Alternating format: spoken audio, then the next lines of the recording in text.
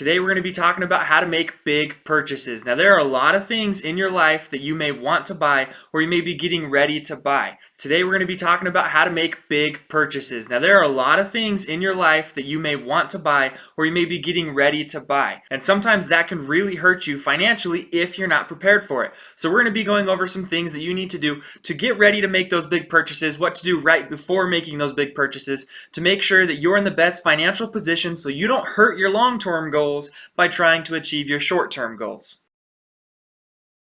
For those that don't know me, this is Money Mastery. My name's Tristan, where we help you master your money. So big purchases can range in a lot of different areas. You could be saving up for a down payment on a house. You could be saving up for a diamond ring. You could be saving up for a car. You could be saving up for a new couch. There are all kinds of things that require big purchases in our lives. But we need to make sure that as we make these big purchases, we're ready for them from a financial standpoint. So before making or deciding on any big purchase, there's a very, very important question you need to ask yourself. And that question is, do I need this? There are so many things that we really want in our lives, but we don't necessarily need. I would love to go buy myself a nice new truck, but do I need a nice new truck? No, I don't. So my long-term goals would profit from me delaying my short-term goal of having a nicer truck. So always ask yourself that question, do I need to buy this new couch? Do I need this car? Do I need that diamond ring? I mean, who wants to get married anyways, right? Just kidding, do it. If the answer to that question is yes, then really evaluate and make sure that you're not wanting to buy this impulsively. Is this something that you feel like you need right now, but in a few days you may not feel that same way? Evaluate yourself mentally and make sure that you are in the right place to be making big purchases. This will help you remove the emotion from making that purchase. Now, you don't necessarily need to remove all of the emotion. You should still be excited. You want to remove a lot of the emotion and excitement that could lead you to make a big purchase mistake. Once you've removed that emotion and you know this is something you want to move forward with, you need to set a time frame. If you need to put a down payment on a new car, say I have 6 months to get a down payment, but make this goal based off of your finances. Make sure that you have a budget in place already and you know how much of your money you can allocate to that specific purchase. Make sure that you're not inflating your life by buying things that you aren't really financially ready for or buying them sooner than you should have. Make sure that you have the right amount of money in play. If you're financing something like a house or a car and you're just saving up for a down payment, make sure that you're ready with a big enough down payment to get your finances where you need them for your monthly payments, for your annual expenses, all those things.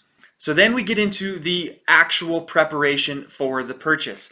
Once you've really worked out your budget and you figure out exactly, how much money do I need to save every single month and how much can I afford to save, then you need to actually put that into practice. So now every time you receive your income, whether it's from your paycheck or investments, you need to pay yourself first. The infamous phrase, pay yourself first. You're never going to hit that saving goal for that big purchase if you're not paying yourself first.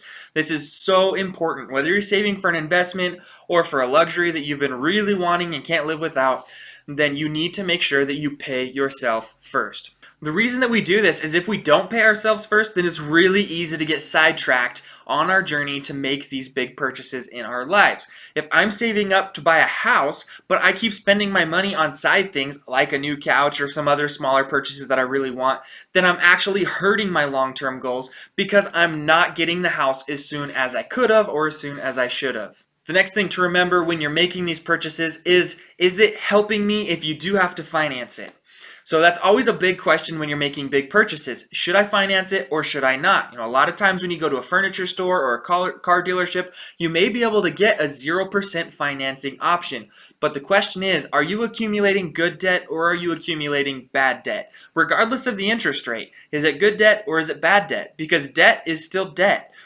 If you have the option to buy cash for something, which I would strongly recommend having that option whether you're financing it or not, make sure that if you are going into debt, it's good debt. That's how we become wealthy, right? We eliminate bad debt and we build our good debt. Remember also that it is okay to start small. If you need to save up $20,000 for a down payment on a house, $100 is a start.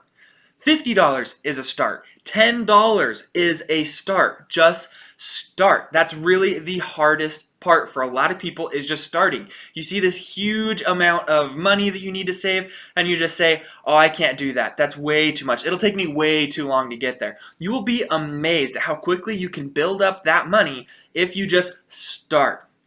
Now let's talk about, if you are saving over a long amount of time, where to put that money while you're saving. Because the worst thing you could do while saving up for those big investments is just stash that money in the bank, especially if it is something big like $20,000.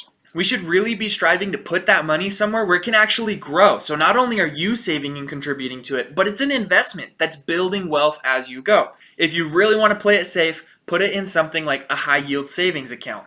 Personally, I use an account that will invest it into the stock market. I have my savings automatically withdrawn from my account and put into an Acorns investment account, which allows me to save my money actually really quickly and still be able to invest it and see pretty good returns on that money.